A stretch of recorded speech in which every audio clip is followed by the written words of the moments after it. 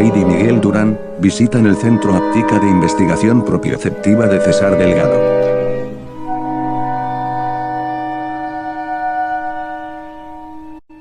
Muchas gracias, César, por habernos acogido. Estamos aquí parte de los miembros de UDP, además de sois una compañera de la casa. Y simplemente, bueno, para que conozcan un poco tu obra, pero brevemente explica un poco tu profesión, fisioterapeuta, y después ya cómo aterrizaste aquí. Bueno, mi profesión realmente ha sido la de fisioterapeuta, pero he tenido otras más principales y que me han llenado mucho más el espíritu, cual ha sido la de profesor internacional de judo, que es el único caso que existe en España de profesor ciego dando a videntes. Bueno, esa es una de las profesiones, y otra de ellas pues ha sido la pintura y la escultura, ¿no? Como ahora veréis a continuación. Me decía el compañero que cómo había hecho, ¿cuál era la pregunta? Esta edificación. Sí. El asunto es que yo hice, cuando tenía el estudio en Madrid, hice una maqueta que lo que me pedía a mí, mi sentido de la estética, era hacerla de forma dentro del arte actual. Y cuando me vieron los amigos la maqueta de lo que iba a ser, pues dijeron, en un pueblo no puedes hacer esto. En un pueblo no puedes hacer esto porque es una cosa psicodélica que si te vas a Marte o a la Luna, en todo caso, puede tener sentido, pero en un pueblito serrano, pues no. Y lo que hice fue bajar el diseño y hacer otra maqueta y tirar a la basura la primera. La segunda ocurrió lo mismo. Y como ocurrió lo mismo, tuve que tirarla a la basura y hacer otra más sencilla, que fue ya la definitiva, pero que incluso también mis amigos me decían es demasiado psicodélica para hacerla en un pueblo. De manera que yo ya no podía bajar más el diseño y quedó lo que habéis visto hoy, ¿no? Que es también una obra que no es de escultura ni de pintura, pero es de arquitectura. Y fue mi primera obra de arquitectura, que está dentro de lo que le llaman la sección áurea o divina proporción, ¿no? Todas las proporciones que existen en la edificación. Y así son también las obras tanto de pintura como de escultura. Y ya si queréis, aquí tenemos una obra, aquí al lado, pequeñita, que es una versión reducida de la que veréis abajo definitiva, ¿no? Entonces aquí la tenéis, esa que está allí en la mesa, ahí abajo, vosotros veis todos, ¿no? Sí. Entonces allí hay una mantis religiosa que está bailando la danza de los 7 velos con la cabeza de Juan el Bautista, que se llama Salomé, porque es la Salomé bíblica, ¿no?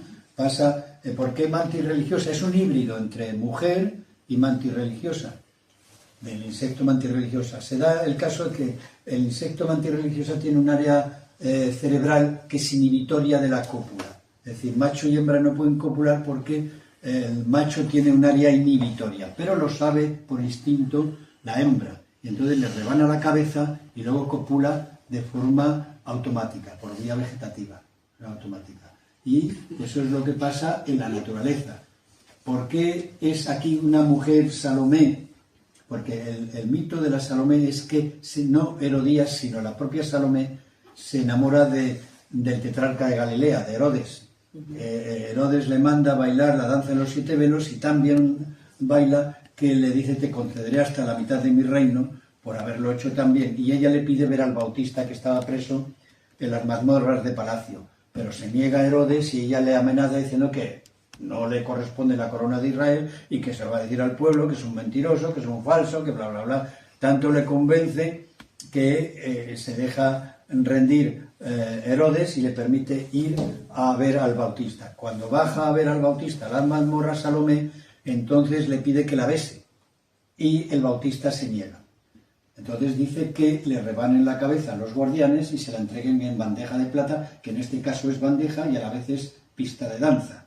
Entonces vuelve a bailar la danza de los 7 velos con la cabeza del Bautista, como está aquí en esta ocasión, ¿no? Por eso está en cuclillas, en posición de danza y con la cabeza del Bautista. ¿Qué hace? Que ella se comporta como una mantis religiosa. Dice, si por ideología no puede copular el Bautista, pues que le corten, es decir, que le quiten la inhibición, que le corten la cabeza, y es cuando ella, en la versión que hace Oscar Wilde en su obra Salomé, es que coge la cabeza del Bautista entre las piernas y le dice, voy a besar tu boca, voy a besar tu boca, y así acaba la obra teatral. Y aquí, sin embargo, es la versión que está todavía danzando con la cabeza del Bautista. Recordamos una anécdota abajo que se pone César a medir un lateral, mide el otro, y dice, oye, aquí hay una diferencia de 1 centímetro entre esta pared y la otra. Aquí los constructores, hubo dos, a los dos los tuve que echar, que iban, después de ver la maqueta que hice yo primero de la casa, iban a hablar con el arquitecto, que no pisó aquí ningún día. Ni un solo día pisó aquí. Y entonces, cuando iban al arquitecto, don Félix se llamaba, se llama así. ¿Esto cómo va? ¿Esto cómo va? Decía, no, eso a César. Y claro, venían a mí y me preguntaban a mí, claro. Sí. Entonces era yo quien encontraba las diferencias y los problemas. Un problema muy difícil que en el pórtico habéis visto al entrar, que es semicircular, ¿no? Sí. Pero claro, semicircular es la base, donde estáis pisando. Pero habéis visto que el techo es inclinado. Sí. Entonces las columnas, cuando si tenéis un cilindro, o sea, o medio cilindro, me da lo mismo, o sea, si es semicircular, está cogido de un cilindro, pero la mitad. Sí. Ahora, cuando un cilindro se corta una sección horizontal, lo que tienes es un círculo, ¿no? Obtienes un círculo, hacer una sección, al cortarlo horizontalmente, obtienes un círculo en el interior, ¿no? Pero si lo cortas diagonal, ya no te sale un círculo, lo que te sale es una elipse. Es una elipse, claro. Entonces, eso es lo que no entendían, que querían poner las columnas como si fuese un semicírculo. Sí, abajo sí, pero arriba no. Arriba es una elipse. ¿Dónde va la columna? ¿Dónde hay que soldar? ¿A qué altura tiene cada columna? Porque cada columna tiene una altura diferente. Bueno, todo eso se lo tuve yo que dar mamado, porque no eran capaces, ni el arquitecto tampoco. Y otra cosa, la luz. Ningún arquitecto te hace la luz. Yo digo, ¿dónde va a ir la piscina? Que hice las barandillas y los asientos de la piscina, pero la piscina no tenía dinero para hacerla. Pero yo sí la tengo proyectada. Entonces, ¿qué pasa?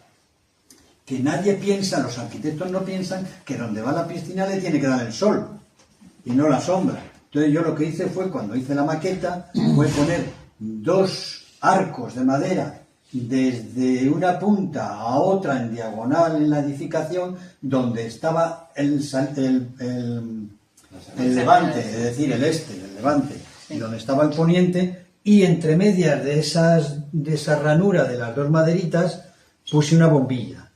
Y entonces yo qué decía, son las 12 de la mañana, el sol tiene que estar aquí arriba, más vertical, ¿no? Porque claro, iba también teniendo en cuenta que estamos en la zona templada del globo, ¿no? Entonces nunca la sombra va a ser vertical completamente, sino que va a ser diagonal. Entonces yo iba corriendo, según la hora del día, iba corriendo la bombilla y daba una sombra distinta dependiendo de la edificación. Y allí donde menos sombra daba y donde más abarcaba el sol, allí puse el dibujo de la maqueta, la piscina. Ese detalle no te lo hacen los arquitectos. Nos está sorprendiendo a todos. No te cuentas. Y más curiosidades de la obra, César, que tienes un milagro. A ver, había una curiosidad, era que, por ejemplo, aquí las esquinas tienen un diseño especial, ¿no? Entonces, esos ladrillos, porque toda la edificación es de ladrillo visto, ¿no? Grasificado, está, ¿cómo se dice? Vitrificado, ¿no? Entonces me llamaron diciendo que era imposible hacer estas esquinas, que eso era imposible, que es que yo no entendía, yo no sabía ni lo que era un ladrillo, y es verdad que yo no sabía lo que era un ladrillo a soga y torcijón, me tuve que comprar un montón de enciclopedias para aprender construcción. Y entonces le decían que era imposible. Y el jefe de los albañiles, el maestro, decía que eso él se comprometía y se jugaba no sé cuánto a que no era capaz de poner ¿cómo se llama eso? La posición de los ladrillos, ¿no? El aparejo.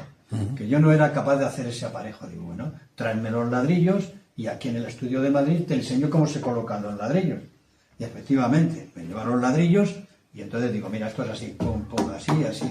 Y entonces el maestro de obras dice, no, don César, Si esto se puede, sin construcción se puede hacer todo. Se puede hacer, se puede hacer todo, pero no podíais.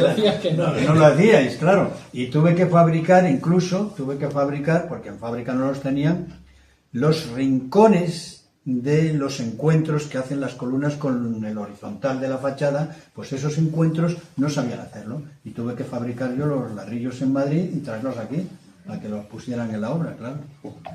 Pero entonces tú en Eso no Madrid lo tenías- podéis enseñar luego por Sí, fuera, sí, porque sí, yo sí. que no me he fijado Eso en lo esas podemos cosas. hacer, lo podemos Claro, ver, una claro. vuelta por fuera. Pero tú en Madrid tenías entonces un taller. Yo donde tenía un tenías estudio en Madrid, posibilidades claro, de- más pequeño que este, pero sí tenía un estudio en Madrid. Lo tuve desde el año 84, se inauguró en el 86 y en el 86 lo inauguró el primer presidente democrático que hemos tenido en la ONCE, una persona extraordinariamente humanitaria y con muchos valores personales, de capacidad de trabajo, etcétera.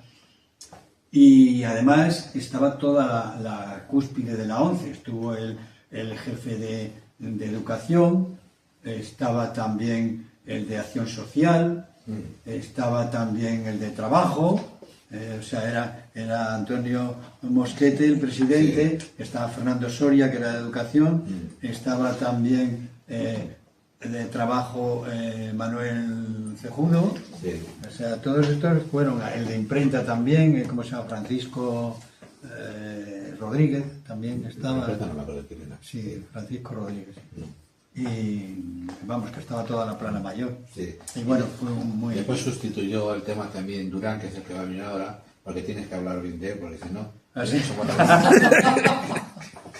Mosquete fue el que murió por caída de embarcación. Sí. Sí. Parece ser, Hay muchos rumores. se sospecha con bastante fundamento que fue un atentado estudiado, bastante estudiado.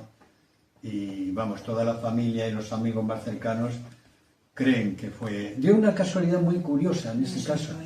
En ese caso yo tenía un problema con un familiar y fui a ver a un detective privado que estaba ahí cerca de Cibeles, donde está el Banco de España. Pues ahí había, por detrás del Banco de España, había un despacho de detectives y hablé con el jefe de detectives. Y él me preguntó curiosamente, oye, ¿qué tal la ONCE y tal? Y es que era a él al que le habían encargado la investigación del atentado, por supuesto atentado, de Vicente Mosquete, del presidente de la ONCE, ¿no?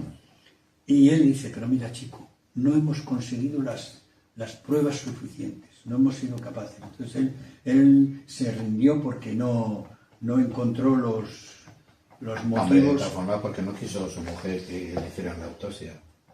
Bueno, que eso eso ya... sí, claro. Bueno, Sí, la autopsia no hubiera dicho mucho, la autopsia era un golpe y punto. Bueno, ya, claro, Un sí, golpe. dice bastante, vamos. Bueno, él cayó y al caer, como pesa más, cuando uno se cae de un precipicio, pesa más la parte. Hay dos maneras, ¿no? Depende de la altura, se pueden dar en la columna lumbar, con lo cual se quedan parapléjicos generalmente, o si la altura es superior, entonces el cuerpo gira, va girando y dan con la cabeza, claro.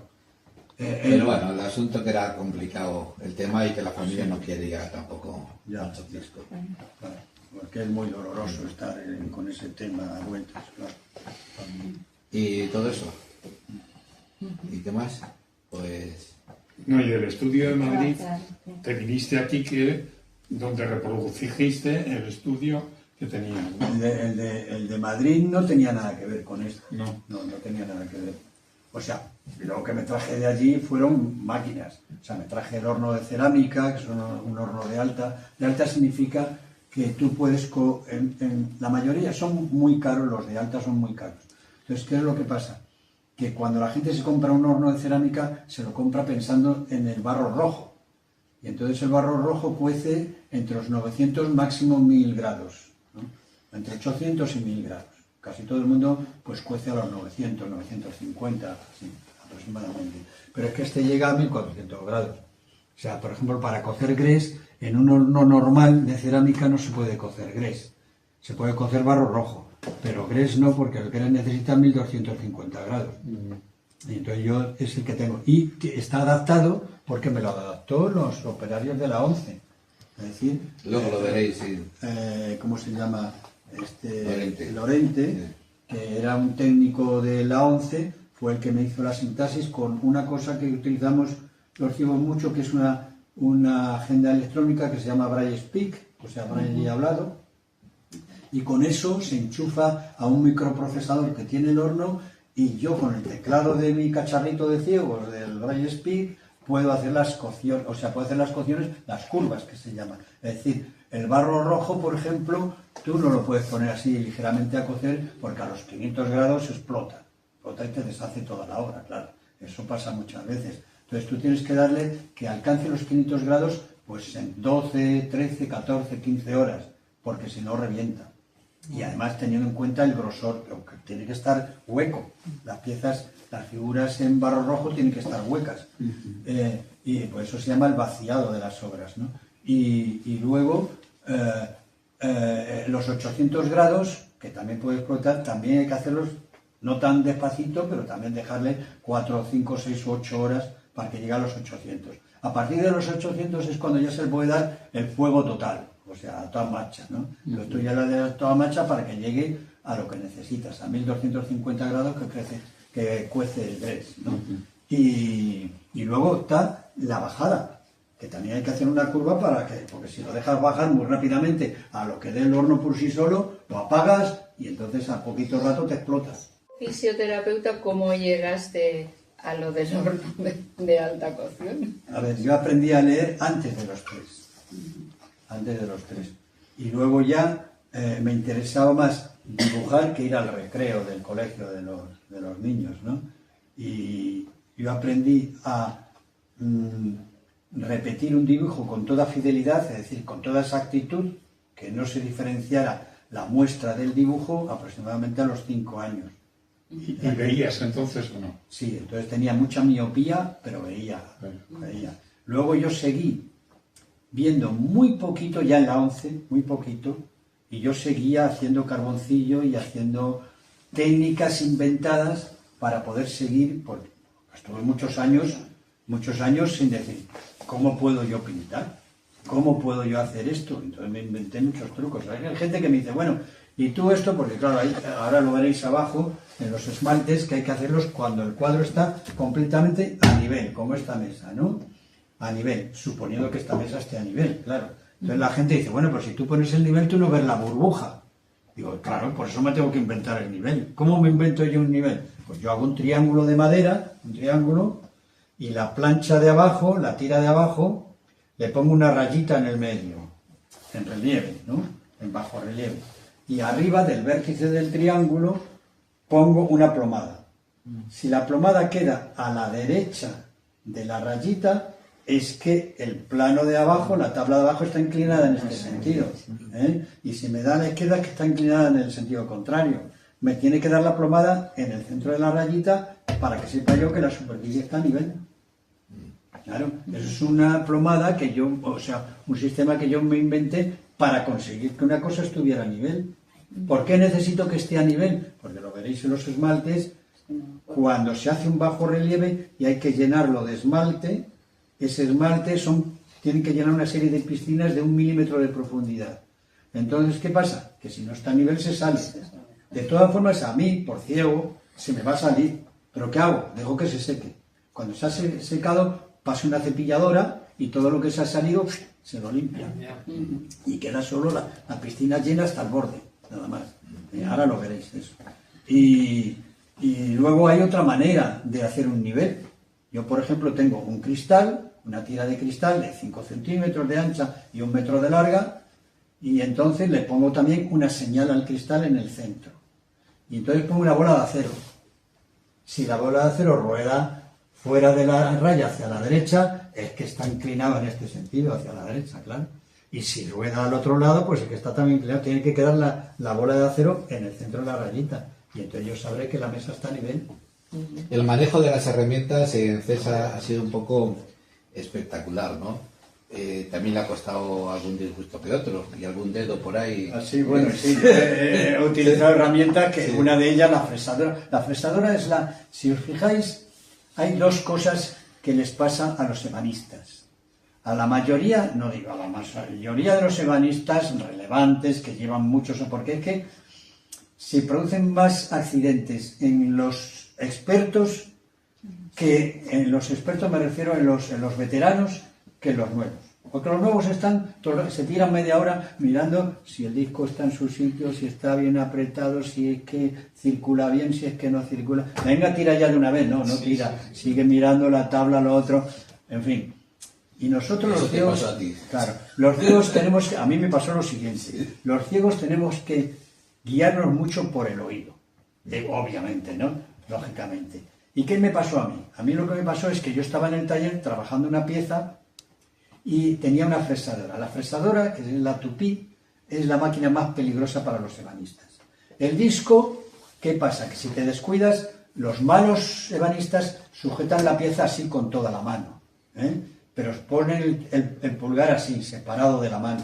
Pasa el disco y hace zoom y les corta el dedo. Entonces les falta un dedo, les falta el dedo pulgar.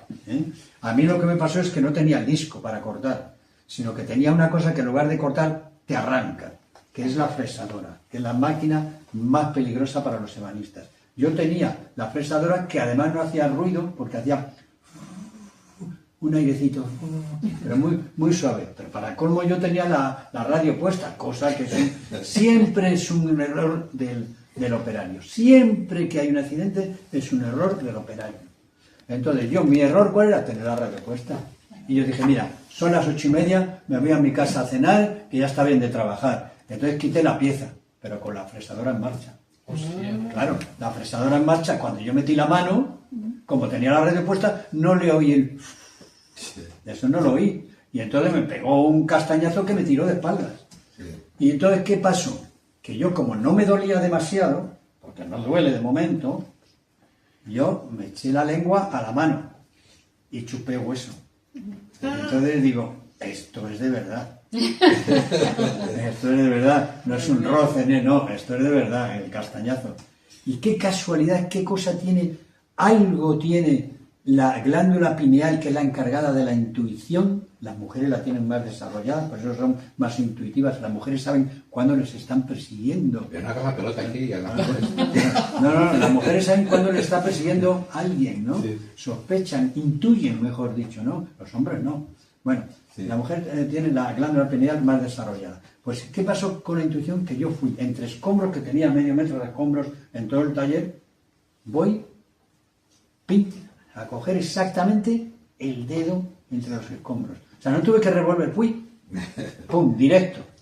Y luego ya llamé a la policía, bueno, llamé a la policía no, sino que yo quería ya, estaba perdiendo sangre, me puse una toalla ahí en la mano y sujetando lo que podía, y llamo al único número que me vino a la cabeza, que es el de la policía. Se puso la policía en el 091, digo, por favor, no me pida usted explicaciones. Digo, solamente mándeme una ambulancia con un Conubi, porque me pasa una cosa grave, estoy en un taller, bueno, vale, no se moleste usted. Y me mandaron una ambulancia con Ubi. Me llama el de la ambulancia, y yo con el teléfono en la mano, me dice, con el teléfono, con la herida no podía coger el teléfono, con la mano que podía coger el teléfono, me dice, póngase la mano en el bíceps y apriétese fuerte para que pierda menos sangre. Digo, ¿y con qué cojo el teléfono? Dice, sí, tiene usted razón.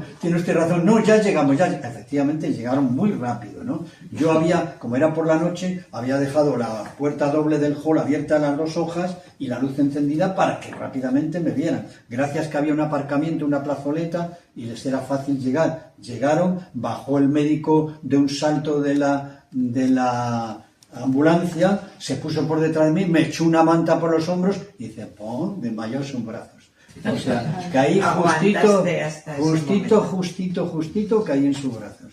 Y entonces me metió en la ambulancia, ahí ya recuperé un poquito el conocimiento y ya le pregunté, digo, ¿es grave? Y dice, sí, es grave. Digo, dígame usted qué gravedad es, porque soy fisioterapeuta y me voy a enterar perfectamente de... Pues mira, tienes el tercer dedo y el segundo y el cuarto dedo amputado y el tercer dedo también, pero tenemos el resto del dedo. O sea, cuando llegué, uno de los dedos, cuando llegué a urgencias del el que era el Francisco Franco, que ahora es el Gregorio Marañón. En el Gregorio Marañón yo dije, llévenme al 12 de octubre que hay plástica. No, en el 12 de octubre no hay plástica aquí. Mentira, era al revés. Y entonces me llevan y cuando el traumatólogo me vio la mano, quedaba un pellejito colgando en uno, hizo con las tijeras clic y quitó el dedo que sobraba, claro, porque estaba colgando de un pellejito. Y luego ya inmediatamente dice, aquí no tenemos plástica, hay que ir al 12 de octubre. Así que fuimos al 12 de octubre y allí el cirujano pues se puso a estudiar la mano, que es muy difícil, estuvo toda la noche estudiando la mano y yo le dije, yo quiero un bloqueo del brazo porque voy a dirigir yo la operación. Y claro, y entonces el cirujano me dice, bueno, ¿y por qué quieres dirigir? Digo, por una razón, porque tú no te das cuenta de una cosa. Digo, que el índice tiene 2 tendones. Los demás dedos tienen un tendón solo, que es el extensor común de los dedos. El extensor común de los dedos, mientras que el índice tiene 2. Tiene el extensor común de los dedos y el extensor propio del Además, dedo. tú trabajabas allí, ¿no? Claro, yo trabajaba allí. Sí, Entonces, ¿qué pasa? Que yo quería que me quitara un tendón del índice, de los 2 que tiene, y le pusiera el del medio, que no tenía ninguno, porque estaba destrozado. Y entonces él no se... A ver cómo tienen los dedos, ¿sabes? Bueno, Este bien. bien. Este es el que no contaste circula, sin querer. circula, el tercero no circula. Y el cuarto le falta la tercera falange. Sí. Y así... así que lo que pasa, que cuando yo quiero hacer un busto, veo que aquí está Paquito y aquí Manolito. Porque resulta que al lado derecho es distinto que el izquierdo. Yo toco y pasa... Hay una cosa muy interesante que se llama la propiocepción. Una sensibilidad. En el colegio a todos nos enseñan en la escuela que está el sentido de la vista, el sentido del oído, el sentido del gusto, del tacto, del olfato, ¿no? Los 5... No. Hay uno que es infinitamente más importante. Infinitamente. Que es la propiocepción. Yo ahora mismo os digo a vosotros que estáis sentados. ¿Sabéis cómo tenéis las piernas dobladas o estiradas? ¿A que sí? ¿A que lo sabéis? Es decir, ¿necesitáis mirarlas? No. ¿Necesitáis oírlas? ¿Necesitáis olfatearlas? ¿Necesitáis gustarlas? ¿Necesitáis tocarlas? Pero lo sabéis. ¿Con qué? Con la sensibilidad propioceptiva. Una sensibilidad que entra por las astas posteriores de la médula, por la columna, por ahí los haces espinotalámicos llevan la información al cerebro y el corte cerebral te dice, tiene las piernas dobladas a 90 grados, o a 100 grados, o a lo que sea. Es la sensibilidad que nos indica cómo está todo nuestro cuerpo, todas las articulaciones en el espacio. Y además hay una cosa muy curiosa, y aquí tenemos el ejemplo. ¿Sin vista se puede vivir? Sí, claro. ¿Sin vista y sin oído se puede vivir? Sí. ¿Sin vista, sin oído y sin olfato se puede vivir? Sí. ¿Sin vista, sin olfato, sin oído, sin gusto se puede vivir? Mal, no se puede vivir. ¿Sin vista, sin oído, sin olfato, sin gusto, sin tacto se puede vivir? Mal, pero se puede vivir. Sin propiocepción no se puede vivir. ¿Por qué? Porque la propiocepción que te indica cómo está todo tu cuerpo en el espacio y todas tus articulaciones, el enfermo no sabe masticar, no sabe deglutir. Tú tienes que hacer voluntariamente ese movimiento de tragar, ¿no? Lo haces voluntariamente. No lo haces sin querer. Lo haces porque quieres. Y si no quieres, no tragas. Bueno, pues ellos no saben tragar. No tienen esa sensación de tragar. Pero es que tampoco pueden ver porque no saben abrir los párpados. Entonces, hay otra cosa todavía peor. Es que no saben coger aire. Y al final mueren. Porque se desarrolla una cosa que se llama la PGP, que es la parálisis general progresiva, ¿no? Yo siempre pongo, a ver, mientras viene, os puedo explicar esto mientras viene Miguel Durán. Oye, no profundes mucho que nos perdemos. Mira. Miguel es director general de la ONCE, que ya hemos comentado alguna vez. Pero hace ya 3 décadas. Sí, bueno, pero a Miguel se le ha conocido y se le sigue conociendo en la prensa, primero por la capacidad que tiene y segundo, bueno, porque siempre el humor que ha mantenido delante de la prensa, la radio, la televisión, pues se le caracteriza, vamos. Ha sido espectacular, ¿no? Pues aprovechando este día que venía UDP, pues le dijimos a Miguel si le apetecía estar con nosotros. Y bueno, pues Miguel, aquí estás, Pues en la nada, casa de César. O sea que... contento de recuperar el contacto con César, viejo amigo, viejo conocido. Viejos somos un poco ya los dos. Soy yo más. Bueno, pero poco más. Y bueno, siempre he admirado la intrepidez de César por meterse en el terreno del arte, por su capacidad de contrarrestar la incomprensión que mucha gente a priori tiene respecto de que una persona ciega pues pueda no solamente aspirar, sino convertirse en un artista y bueno, y estar en pie de igualdad con otros artistas, salvando las diferencias que pueda haber en favor suyo, por supuesto, respecto de otros. Y yo vengo acompañado de Patricia, que es abogada también, como yo.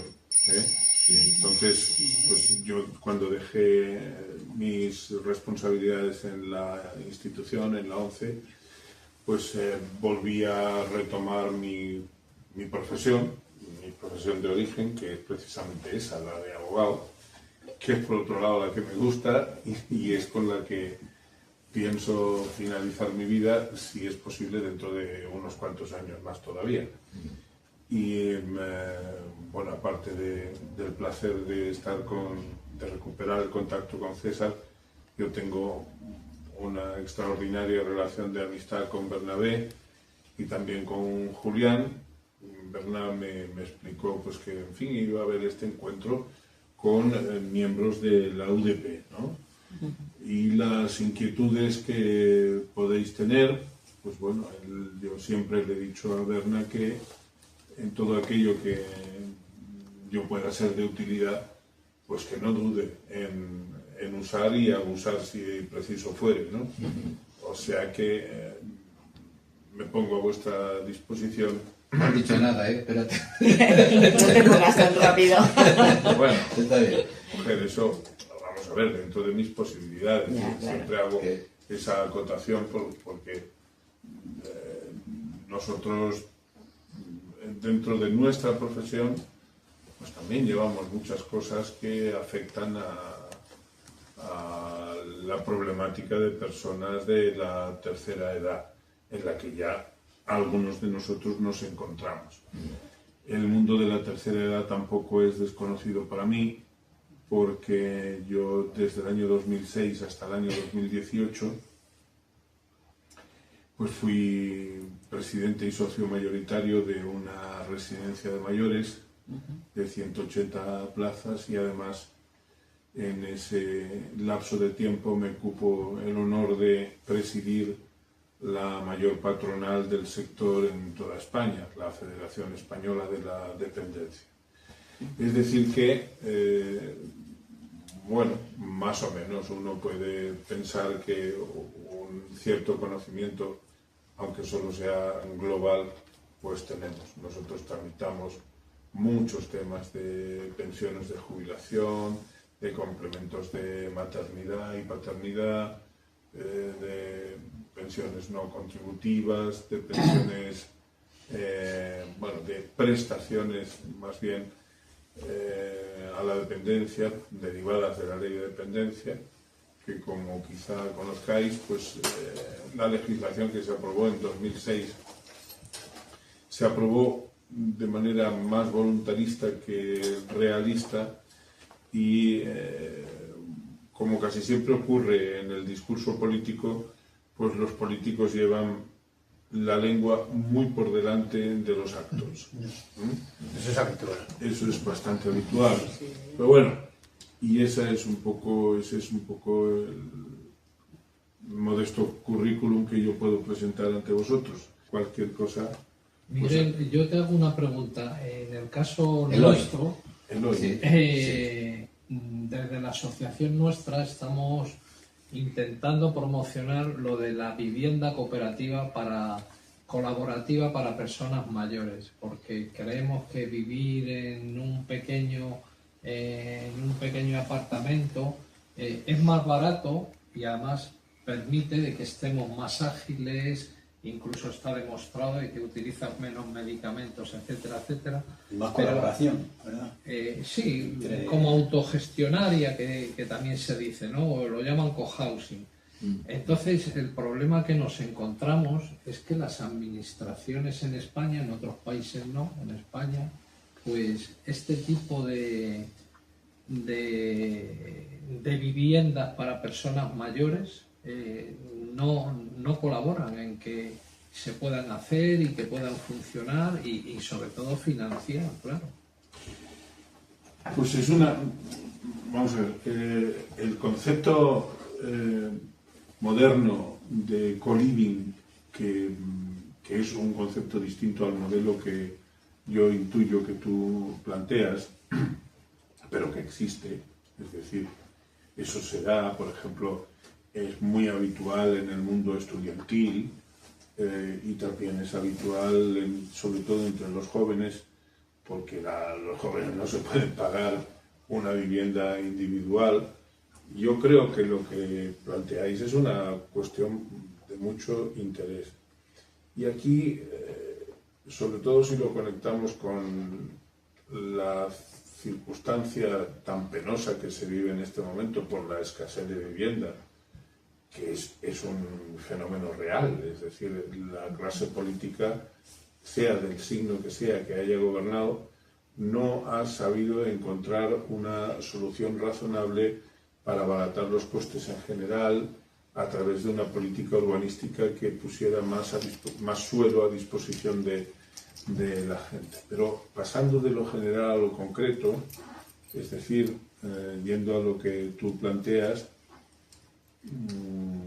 lo que yo sugeriría es que si efectivamente tenéis el modelo ya más madurado, yo me comprometería a hacer una gestión en la presidencia de la Comunidad Autónoma de Madrid, con la propia presidenta, para que ella, o bien per se, o bien designando al interlocutor que nos pudiera atender, pues yo me comprometería a propiciar una entrevista con algún responsable ejecutivo de la Administración Autonómica, que es, por otro lado, la que tiene competencias más primigenias en materia de vivienda, porque luego están los ayuntamientos, que son los competentes en ordenación del suelo, la comunidad autónoma también, pero quiero decir, más que en la ordenación del suelo, en otorgamiento de licencias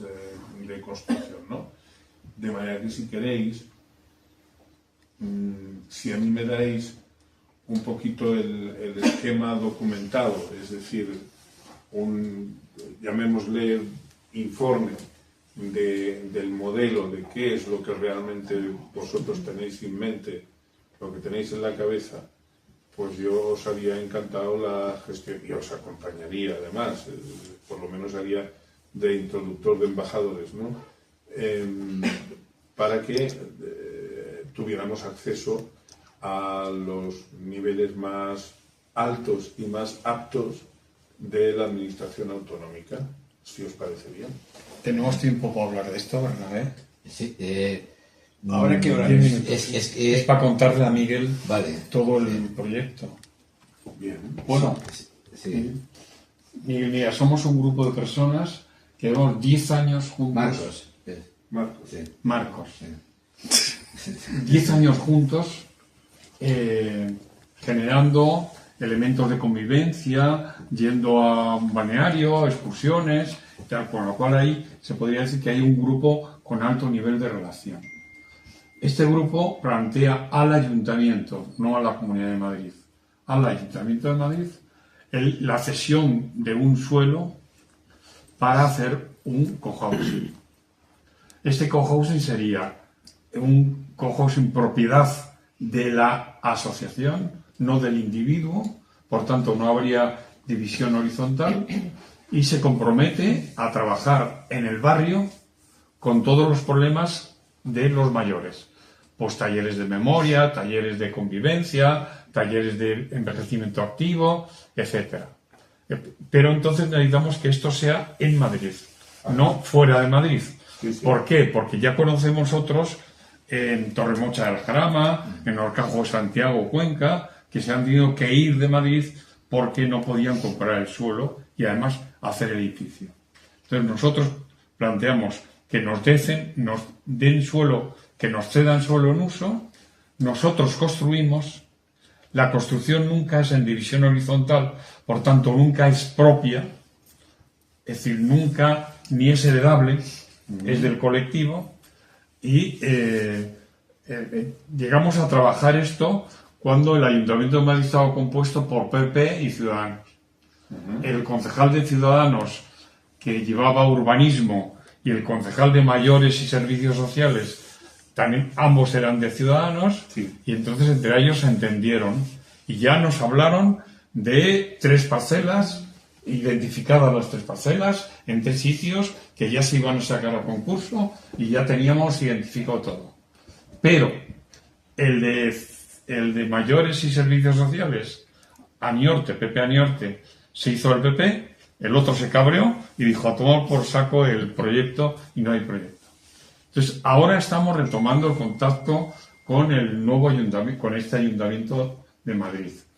El de urbanismo es Borja Caravante, Sí. ya hemos hablado del proyecto. ¿Y cuál sería el problema? Que Borja Caravante plantea que el concurso sea para a mercado libre.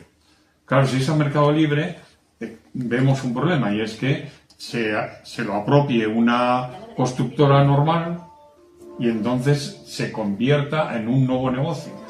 Entonces no queremos negocio, ni queremos hacer nosotros el negocio. Ya. Esto sería. Entonces estamos trabajando. Borja Caravante tiene la idea de meter esto en el mercado libre, si al fin y al cabo de lo que estamos hablando es del otorgamiento de un uso Sí. privativo pero Sí, municipal. Claro. ¿Por qué os ha dado alguna razón? No. Nosotros hemos entendido que él es más del mercado libre que de estos proyectos. Entonces lo que quiere es que esto lo haga Florentino Pérez, o quien sea. Digo por casualidad, ¿no? Sí, sí. Pero claro, entonces ahí se destroza el concepto de autogestión, de autoproyecto, sino que es algo que se saca al mercado libre, como se está pasando con las cooperativas de vivienda. En eso hay que tener cuidado, porque cuando yo estaba pensando en dirigirme directamente a José Luis Martínez Almeida, con el que también tengo contacto, pero es peligroso que alguien que ya está de alguna manera metido en una determinada danza, en un determinado baile, se pueda sentir puenteado. Yeah.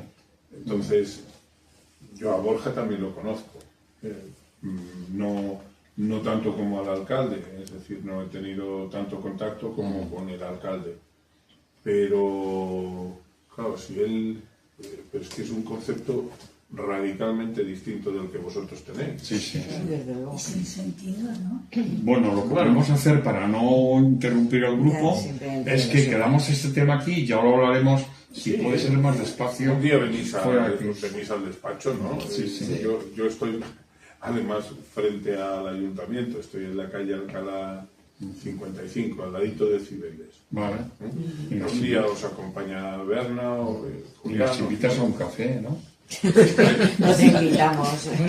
O te invitamos. A ver, no sé si empezar por el medio, por el final o por el principio.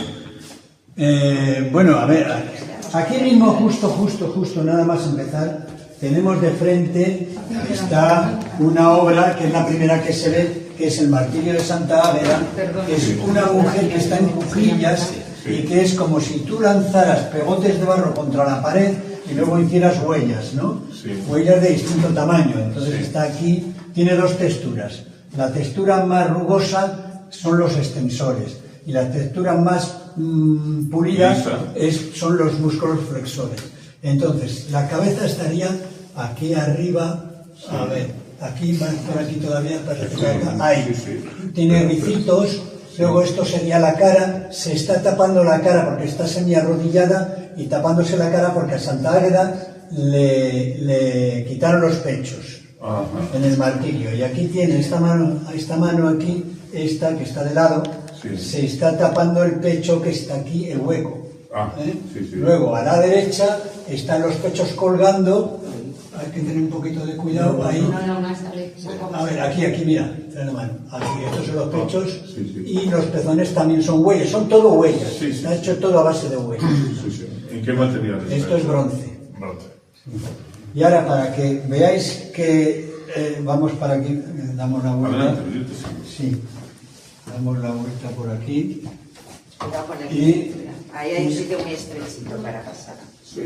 Esto, bueno, porque hay un piano aquí a la izquierda y ahora pasamos aquí una silla americana y ahora lo que te quiero enseñar es una pieza donde se ve mi estilo de trabajar, que es todo a base de huellas. Entonces esto es un abstracto que según mi hijo que hizo un boceto, pues es mi retrato. Pero yo, claro, yo aquí no me veo de retrato ni por lo mal asomo, pero bueno, son todo huellas, todo hecho a base de huellas, que lo que te he dicho antes, lo que está cóncavo es pulido con el color amarillo, un amarillo tostado que da el bronce, ¿no? Cuando se pule. Y lo que es cóncavo, convexo, está patinado en un color verdoso, amarronado, y es un ácido que se le da cuando está caliente. Y entonces esto es el estilo, es esto, de huellas. Bien, si seguimos por aquí, tú sígueme a mí, y entonces... ¿El pulido lo haces tú también o no? Sí, claro. Pero se hace con la rotadina. ¿Con qué? La rotadina es una materia pequeña, pero que se le ponen huellas en la punta que gira a mucha velocidad. Eso se hace con el compresor. Se chupa el compresor y se hace con a ver, aquí tenemos una especie de altar. Aquí no vas a llegar arriba, ¿eh? No. Esto es una especie de altar en que estoy haciendo una cosa que se llama la letanía sacrílega, que es todos los cantos de la Virgen, que rezas ora pro nobis en mantra, ¿no? Pero que es sacrílega. Entonces, aquí es Regina in Cielo Asunta, que es que la reina elevada a los cielos. Estos son unos pilares, todo está hecho con unos pilares especiales, un poco fálicos, y en el centro hay una plancha, hay dos planchas. Esta obra se puede mirar por delante y por detrás. Esto es vidrio. Esto es metacrilato. Sí. Entonces son dos planchas. ¿Esto es madera? Esto es madera, madera de bronce y madera de pino. Entonces este panel que hay aquí es como una especie de sándwich. Entonces dentro del sándwich, que no se puede tocar, tiene unas burbujas que van disminuyendo de tamaño, van ascendiendo y llegan a un pecho de mujer que está muy arriba. No vas a alcanzar. Está muy arriba, entonces se dice elevada a los cielos, reina elevada a los cielos. Bien. Si seguimos por aquí... que te retiene. Sí, pues la obra central no la cuento porque todavía está sin hacer. Vamos, llevo hechas las manos y algunas cosas. Esto es también un bronce, que se puede girar. Aquí esto es como un toras, un muñeco, por decirlo así. Esto sería la cabeza, la cara, que está todo hecho a base de círculos, ¿no? Incluso lo que sería la nariz aquí, los labios aquí y la barbilla, es un círculo negativo, que daría la vuelta así. Y esto también se gira la cabeza, se puede orientar como uno quiera, son unos 100 kilos de bronce aproximadamente. No está mal, ¿eh? No. Y esto lo hice porque es en homenaje a Alfredo Sala, que era un escultor que nos eligieron en el Círculo de Bellas Artes a 12 escultores, y él era un compañero que murió muy jovencito y era un extraordinario escultor.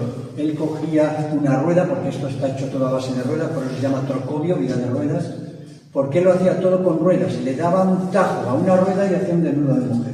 Pero así, de repente, cataplomo, ¿no? Y en memoria suya, de recuerdo, pues yo hice este muñeco que se llama trocobio. Tiene unas antenas muy largas aquí que llegan muy arriba, que también son rueditas, ¿ves? También son rueditas. Y el ojo es que es una ruedita. No, esto es la oreja. Bueno, estos son los labios, que son rueditas. Estos son los ojos, estos son las orejas. Todos son ruedas. Y el cuello son ruedas, estas tres, ¿no? Y el tórax es una rueda cortada y se puede también girar y colocar, ¿no? Bueno, si seguimos por aquí,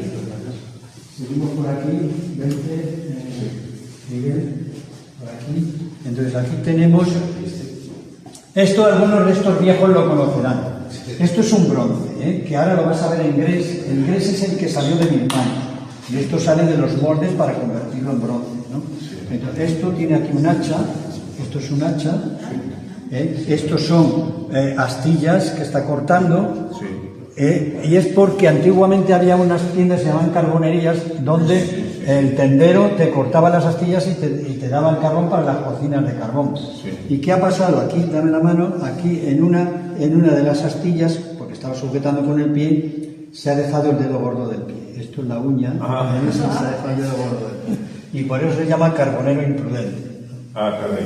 Y esto aquí pues sigue siendo, todo esto de aquí abajo, que es como usaban los carboneros, todo esto estos son los años, esta rayita que tiene aquí, los años que tiene el tronco de madera. Y todo el borde de alrededor, todo son las arrugas de la corteza del árbol. Bueno, no os he dicho, no te he dicho, Patricia es especialista en arte. ¿Ah, sí? Pues el otro día di una conferencia demostrando cómo los ciegos hay una técnica pictórica que la pueden hacer con mucha más ventaja que los videntes. Seguimos, bueno, dejamos el carbonero imprudente. Bueno, aquí tenemos esto es un bronce, que es un gallo muy especial, aquí está la cabeza, y no te enseño el otro porque a lo mejor mancha un poquito, porque el otro es de acero corten, que es este de la izquierda, es otro material, ¿no? Pero son 2 métricos, y este es el de bronce. Un bronce patinado que tiene doblado los bordes, están pulidos, pero lo demás está en un color rojizo, granate, que es la pátina, ¿no? Y esto es un poquito abstracto, geométrico. Bueno, la geometría es una parte del abstracto también. Bueno, seguimos por aquí, seguimos,